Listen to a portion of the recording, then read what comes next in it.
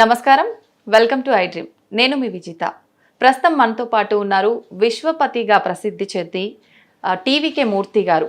కలో వెంకట నాయక అంటుంటారు. కలియుగ ప్రత్యక్ష దైవం ఆ ఏడుకొండలవాడు. అయితే కలియుగంలో ఆ ఏడుకొండలవాడి లీలలు ఏ విధంగా ఉన్నాయి అనేది మనకు ఆయన మాటల ద్వారా, ఆయన పుస్తకాల రూపంలో ఎన్నో పుస్తకాలు రాసి ఎన్నో భాషల్లో రాసి మనందరికీ తెలియజేస్తున్నారు.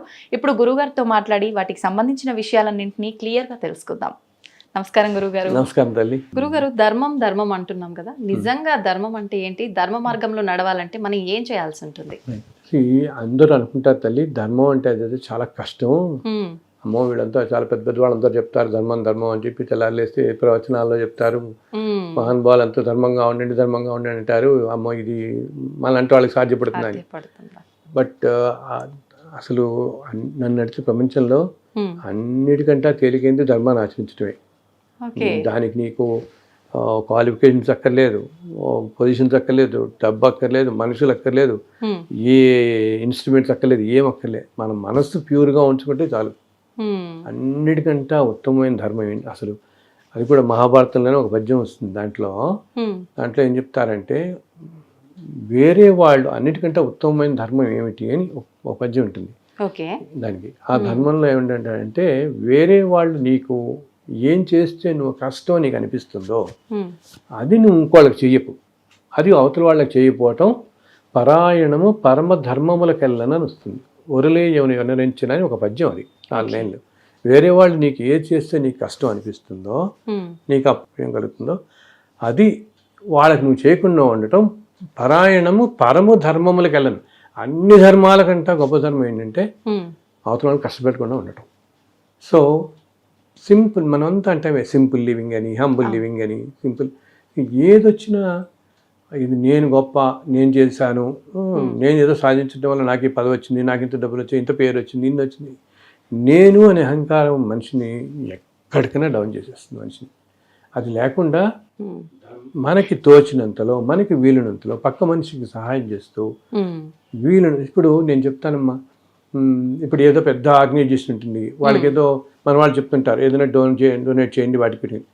అలా ఎక్కడో వాటికంటే కూడా మీ కంటి ఎదురకుండా కనపడే వాళ్ళకి, ఇప్పుడు మన ఇంట్లో పని వాళ్ళు ఉంటారు, మన దగ్గర పని చేసే వాళ్ళు ఉంటారు, మన డ్రైవర్లు ఉంటారు, చిన్న వాళ్ళు ఉంటారు, అందరూ ఒకళ్ళే కదా. నేను అందరితో ఒకటేంట.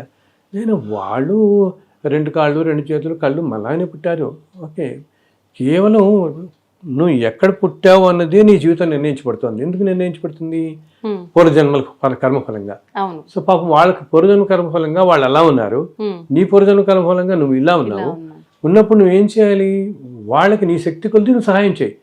బికాస్ రేపు పొద్దున్న నువ్వు ఇంతకంటే అధీనంగా వెళ్ళొచ్చు. వాళ్ళని చూసి నువ్వు యాలిపడుతున్నావు కానీ ఇంతకంటే అధీన పరిస్థితిలో ముందుకెళ్తావేమో, ఇంతకుముందు జన్మల్లో ఆరు వెనక జన్మల్లో ఉన్నావో, ముందు ఇంకా వెళ్ళొచ్చు. అందుకని మనకున్న దాంట్లో తోటి మనిషికి కనుక మన దగ్గర వాళ్ళకి, ఎక్కడో అక్కడ మన దగ్గర వాళ్ళకి సహాయం చేస్తే అది కాపాడినంత ఏది కాపాడదమ్మా. నేను ఇన్ని 15-20 సంవత్సరాల ఈ ట్రావెల్లో ఎంతో మందిని నేను చూశాను.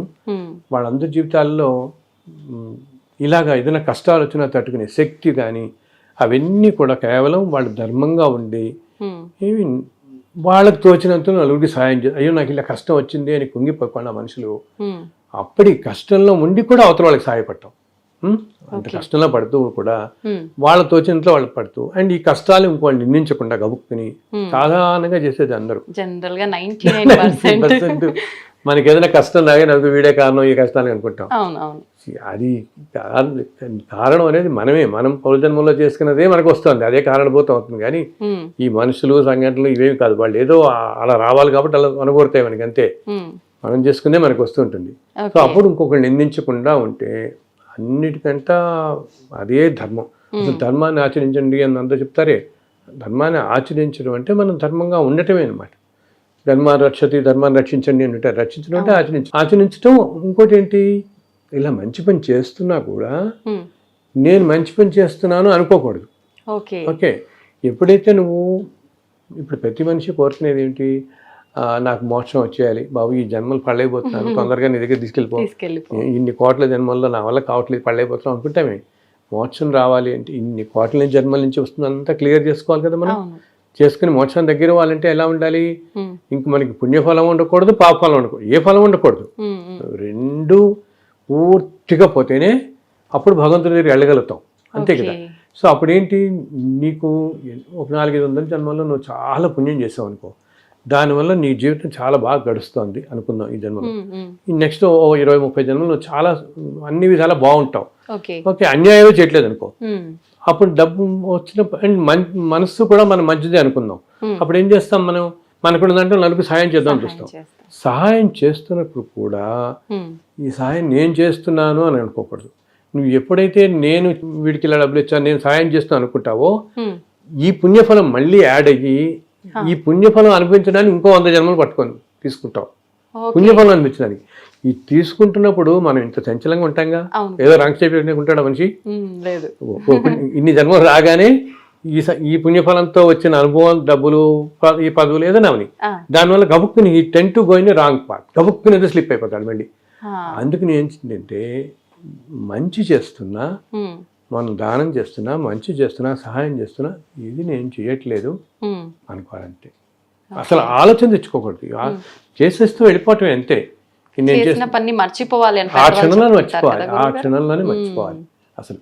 అందుకే నేను చెప్తారు కదా, కుడి చేత్తో ఇచ్చేది ఎడమ చేత్తో తెలియకూడదు అంటారు. తెలియకూడదు. అలాగా అసలు మనం ఇంకోటి చెప్పడం సంగతి మనం కూడా ఆలోచించకూడదు, మనుషులు మనం ఆలోచించకూడదు. అంటే చేసాం అంటే కనిపెట్టాం అక్కడితో, అప్పుడు నీకు అది అంటుకోదు. ఓకే, లేకపోతే పుణ్యఫలం అంటుకున్నా కూడా కష్టమే. పుణ్యఫలం కోసం కొన్ని 100 జన్మలు ఎత్తి మళ్ళీ స్లిప్. నేను చూస్తుంటాను అప్పుడప్పుడు ఈ సమాజంలో కొంతమంది ఉమ్, ఉమ్. చాలా చక్కగా ఉండి ధర్మంగా ఉంటూ ధర్మని మళ్ళీ ఫాలో అయిపోతుంటారు ఎక్కడికో. బికాజ్ ఏంటి, వాళ్ళు ఏదో జన్మలో చేసుకున్న పుణ్యఫలం వల్ల చక్కగా భౌభాగ్యాలు అనిపిస్తున్నారు, మంచి పొజిషన్స్, మంచి జ్ఞానం కూడా ఉంది. ఆ, వాటితో పాటు జ్ఞానం అన్నీ ఉండి కూడా ఎక్కడో ఉన్నది ఏదో చేసుకున్న ఈగో ఉంటుంది మనుషులకి. ఆ అహంకారం అనేది ఎటువంటి పరిస్థితుల్లో రాకూడదు తల్లి. అది కనుక వచ్చిందా అందరూ అనుకుంటా ఏం పర్వాలేదులే, నాకు ఎవరేం చేయగలరు అనుకుంటారు. మనం కంటెదరకుండా ఎన్నో చూస్తున్నాం. అలా అనుకున్న వాళ్ళందరూ ఎక్కడికి వెళ్ళిపోతారో ఈ హిస్టరీలో. సో అది మాత్రం రానియకుండా ఉండకూడదు. సో దీనికి కూడా ఏం చేయాలి మనం, దీనికి కూడా భగవంతునే పట్టుకోవాలి. ఓకే. నాయనా ఈ అహంకారం మాత్రం రానియకుండా చూడదండ్రి. నేను యాక్చువల్గా రోజు నేను ఆల్మోస్ట్ 28 పుస్తకాలు రాశాను ఈ అన్ని దేవతల మీద. అలా దేవతలు అలా కూర్చొని చెప్తుంటే రాస్తుంటాను నేను. సాక్షాత్తు వాళ్ళు అలా చెప్తుంటే రాస్తాను అనమాట. అందుకని ఈరోజు ఇంత ప్రామాణికంగా నిలబడ్డాయి, ఎంతోమంది జీవితాలు బాగుపడుతున్నాయి. అయినా రోజు నేను చేసుకునే పోతే 2 నిమిషాలు చక్కగా స్నానం చేసి ఒక్క నమస్కారం పెట్టుకుంటాను. అయినా ఎటువంటి పరిస్థితుల్లో నా అహంకారం రానికు, ప్రపంచం అంతా చల్లగా ఉండేలా చూడు ఈరోజు, అంతే. ఈ 2 నా కొంచెం అందరినీ చల్లగా ఉండేలా చూడు, మళ్ళీ నాకు వాళ్ళని పెడుపుతాను, ఇట్లా అనమాట. సో ధర్మం అంటే అది మనకి తోచినంతలో ఇంకొకరికి సహాయం చేయటం, పక్క మనిషికి సహాయం చేయటం. ఎంతమంది మనుషులేని కాదు, మన చుట్టూతో ఉండే జీవులు రకరకాలుగా. కొంతమంది అంటారు చూడు, ఏదైనా కుక్కరికి వాటికి 4 బిస్కెట్స్ వేయండి పాపం, అవి ఇలా రోడ్డు మీద. ఈ మధ్య నా దగ్గర ఒక అతను వచ్చాడు, ఆయన ఏం చేస్తాడు తెలుసా, ఎప్పుడు కార్లో ఎప్పుడు ఒక 10 బిస్కెట్స్ ప్యాక్ పెట్టుకుంటాడు.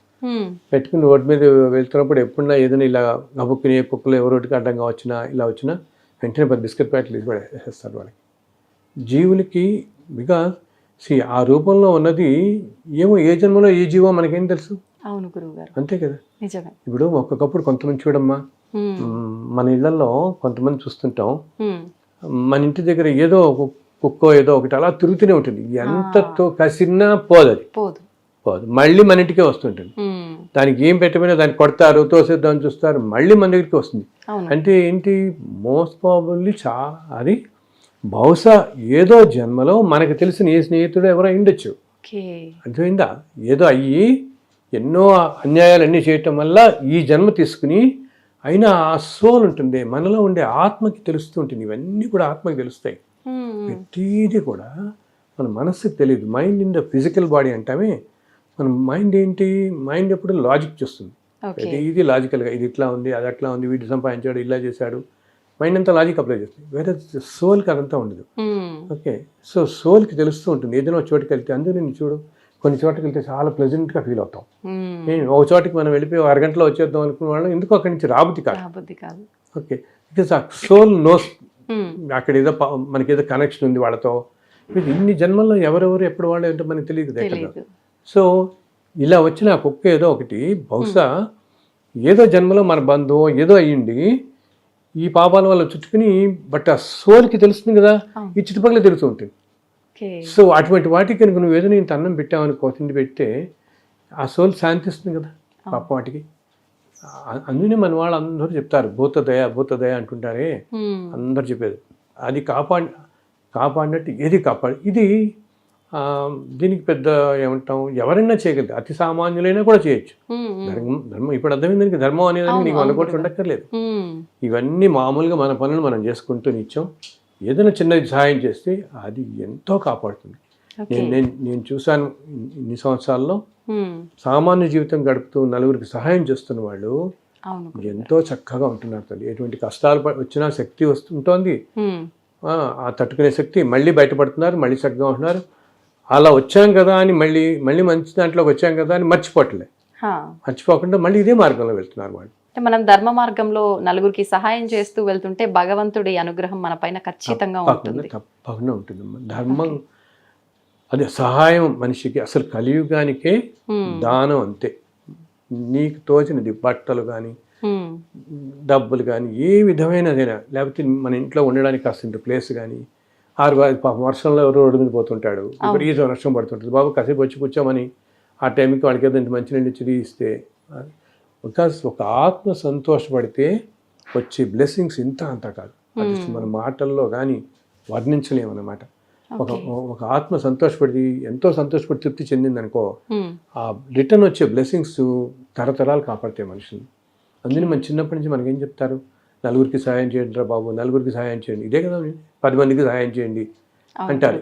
ఏంటి ఈ 9, 10 అనేది అక్కడ నెంబర్ కాదనమాట. నువ్వు ఎంత ఎక్కువ మందికి నువ్వు సహాయం చేస్తే అంతమంది నీ మంచి కోరుకుంటారు. ఓకే, అది కూడా ఏంటి, వాళ్ళు చెప్పకపోవచ్చు అందరికీ వెంటనే మేము వల్ల బాగున్నామండి మేము అని చెప్పేంత మనసు, టైము, వీరు ఏమి ఉండకపోవచ్చు, కానీ ఆ సోల్ చాలా సంతోషపడుతుంది కదా, ఆత్మహత్య చాలా సంతోషపడుతుంది కదా. టైంలో నన్ను ఆదుకుని, ఇప్పుడు మనం అనుకో మనకి ఎవరన్నా గబుక్కుని ఏదైనా మంచి పని చెప్తే భగవంతుడు ఉన్నాడు, నిజంగా భగవంతుడు ఈ రూపంలో వచ్చాడు అనుకుంటాం కదా, అలా ఆ సోల్ అనుకుంటుంది. ఆ సోల్ బ్లెస్సింగ్స్ చాలా కాపాడతాయి మనల్ని, చాలా కాపాడతాయి అన్నమాట. చాలా చాలా సంతోషంగా ఉంది గురుగారు, మీ ద్వారా చాలా మంచి విషయాలు తెలుసుకున్నాము. అందరూ చక్కగా, మీరు అందరూ కూడా సంతోషంగా ఉండాలి. థ్యాంక్ యూ గురుగారు.